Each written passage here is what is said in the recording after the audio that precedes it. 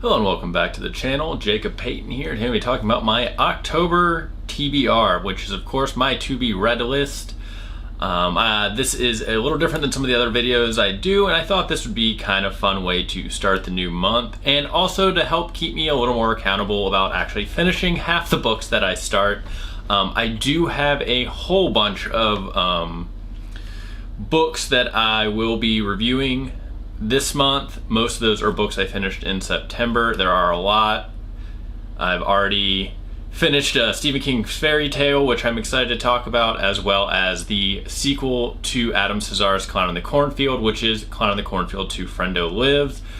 And I'll probably also be diving into Hellraiser, which I think there's two novellas that Clive Barker wrote about it. I know the first one was The Hellbound Heart, and I don't know the name of the second one, but I will be tracking that down as the new Hellraiser launches this month as well. I'm also kind of on the fence about reading Interview with a Vampire, or maybe reviewing it. I read it when I was a lot younger, but I don't think it would be fair to try to review a book through the lens of nostalgia. So if I was to review it, now that they are releasing a new series on AMC, I would definitely want to reread the book. I remember from what I did read of Anne Rice growing up that a lot of her books were hit and miss for me. Some were wonderful and some just weren't really my cup of tea. And, you know, I think that's fair with a lot of authors. There's very few authors that I'm a die-hard, ride or die fan of, because I think creatively, you know, authors write for different audiences, and sometimes that audience isn't me, and that's fine. But enough about speculation of what I will or will not do this month. If you are interested in any of those things, of course, please leave me a comment below, and that will kind of help sway me in my decision making of whether or not I'm going to add to my TBR this month. Now, for the month of October, I've seen a lot of TBRs come out, different booktube channels and people on TikTok. I want to do something a little different. Instead of just any horror book we'll do this month, I wanted to do something that was more like the classic Universal monster movies, because I like to rewatch a lot of those. So I thought I would just kind of pick a book that represents one of each of those classic Universal monsters. Though, quick heads up, there is no Creature from the Black Lagoon or Frankenstein in this pick. There's also an addition, which isn't a Universal monster, but it's part of horror canon, and I'm going to count it. But yeah, I couldn't find any books that I felt really did a good representation of like a Creature of the Black Lagoon-esque type villain. Mostly because while I did find a lot of aquatic horror books, they tend to just be around sea monsters, where like the Creature of the Black Lagoon was a sentient creature.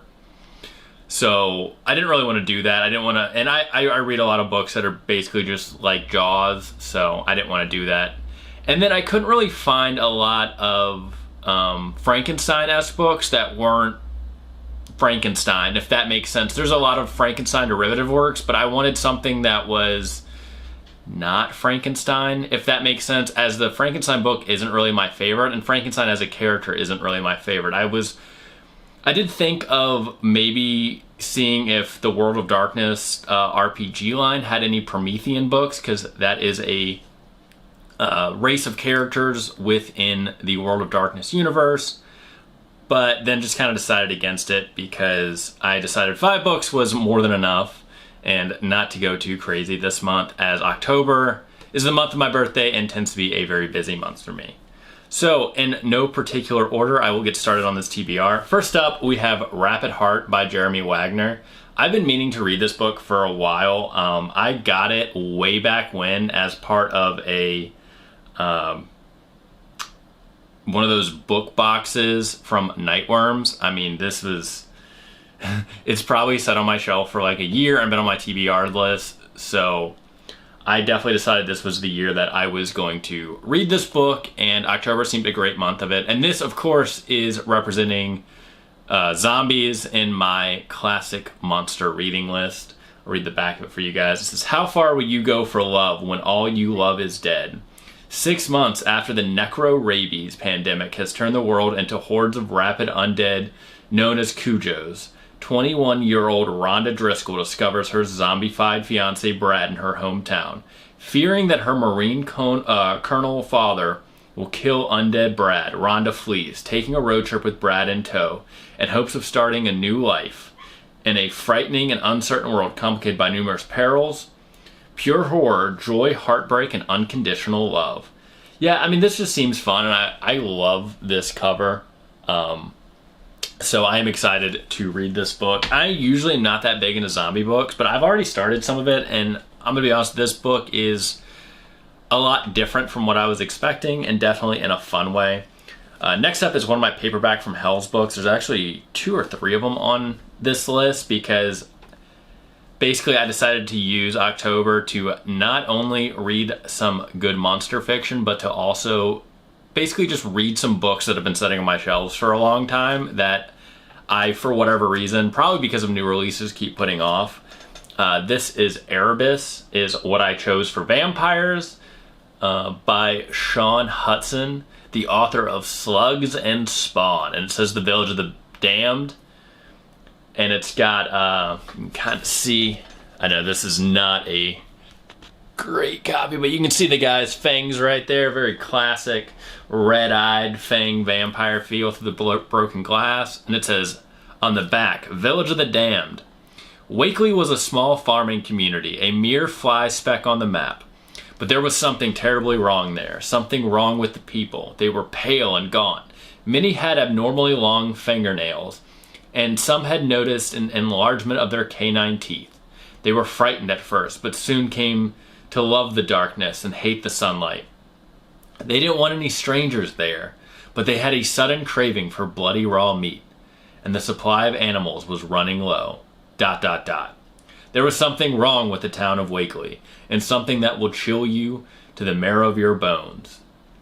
So this seems pretty fun. It seems kind of like a folk horror mashup with like traditional vampire story. And it's very much giving me a Salem's Lot vibe. Not so much the book, but there was a sequel to the movie in which, if you watch the movie, the old one for TV, you'll know that it was interesting to say the least. And they did make a sequel to that where basically the whole town is now vampires and they feed on people that move in and have to attract people to move into the town. And it's kind of fun. It's super schlocky. And if you like B movies though, I will say to go check that out because it is like, it's a lot of schlock basically. Second up is my Ghost and Haunted House, because I did feel if it's going to be a classic monster list, I should include some sort of ghost or haunted house. And I have Unholy Ghost by Claudia Davidson, which is another paperback from hell book that I've been meaning to read. And it says a startling novel of obsessive evil and ravaged innocence. You can kind of see it's got like that cellar door there with like fire and smoke or something pouring out. And on the back it says, so much to live for, so much to fear. It was not surprising that Wendy Branch's widowed mother was swept off her feet by Ashford Tucker. He was handsome, charming, and obviously rich. Right after the wedding, he moved the family to Pinecrest, his ranch house mansion in the Black Hills of Dakota, and it was wonderful for a while. But Pinecrest held unseen, unexpected things, nights filled with strange noises from the abandoned well, the padlocked cellar, the dire warnings from Ashford's cantankerous mother concerning the departed Dr. Turner, whose ghost haunted Pinecrest. Then her mother's terrible accident, her beloved sister's disappearance. Now Wendy's once promising life holds a sense of impending doom. And Ashford, a different man now, taunts her with his unwelcome caresses, then the night visits to her room. His hands invading her terrified flesh. Was it real or imagined? His brute passion or her own madness? Unholy Ghost. Yeah, so there's a lot going on here. It definitely seems, I mean, we even have like this demonic face in the smoke. It seems like it's going to be a haunted house book, maybe mixed with something demonic, and also definitely a bit of like a suspense thriller type thing. Either way, it seems like this is going to be fun. It's not super long, so I am planning to just kind of tear through this. Kind of reminds me, just reading off the back, it's giving me Cursby the Child vibes from Mort Castle. And, you know, that book was pretty fun, so I'm hoping this one is the same. And then next up, for my werewolf pick, I went with something a little different, and I chose Moonbane by Al Sorrentino. And I'll be honest, I chose this 110% for its cover. It's got a werewolf in front of a rocket ship. It seems like it's going to be a mashup maybe of horror and science fiction. I don't really know, but it seemed like a lot of fun, and I've been meaning to read it for a while. I've even made a point to sleep with it by my bed, thinking that I would eventually pick it up and read it, and I just didn't. My TBR is endless, my shelves are overflowing, and it is something I'm trying to get better at.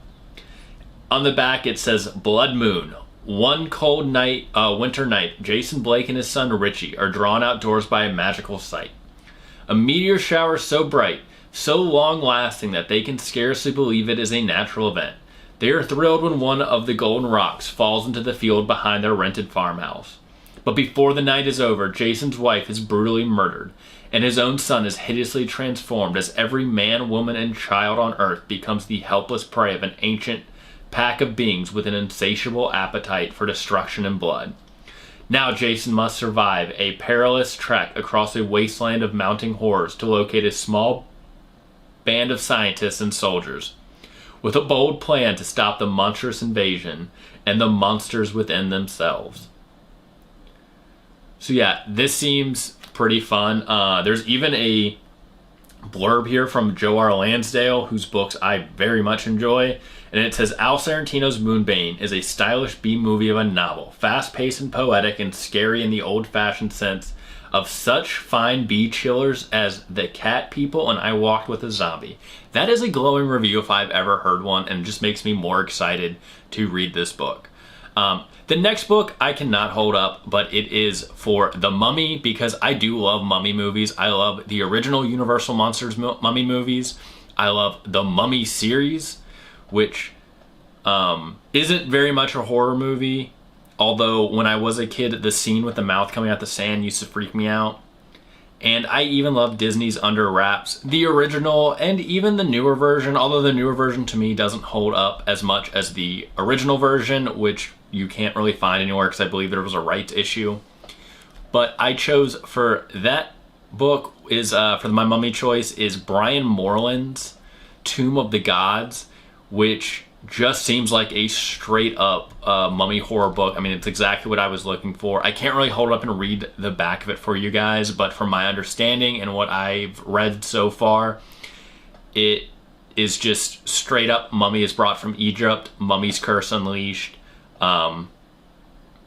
horror and fun for everyone involved. Well, horror for the characters, fun for the readers. So I am very much excited to read that book. It is an ebook. I'm going to get better, I guess, at talking, or at least like being able to somehow show ebooks. I will obviously post a picture of the cover within the video, but I definitely need a way that I can read the back of them without having to like turn and look in computers and stuff. So that is something I will work on this channel.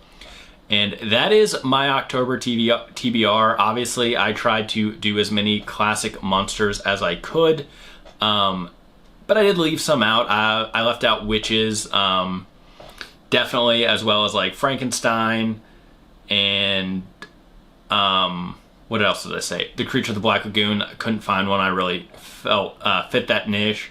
I was gonna do Sisterhood by the same author of Household, which is another paperbacks from Hellbook, and would have fit like the classic witch stereotype, but I just kind of felt like, you know, 5 books was enough, and that way I'm guaranteed to finish and guaranteed to post those reviews later, hopefully later in the month for you guys, but if not, these reviews will come out in the month of November. So yeah, I hope everyone is enjoying the spooky season. I know I am, and I hope you guys have your own October TBR. And if you enjoyed this video, as always, please like and subscribe, and let me know in the comments what you're reading for the month of October. Until next time,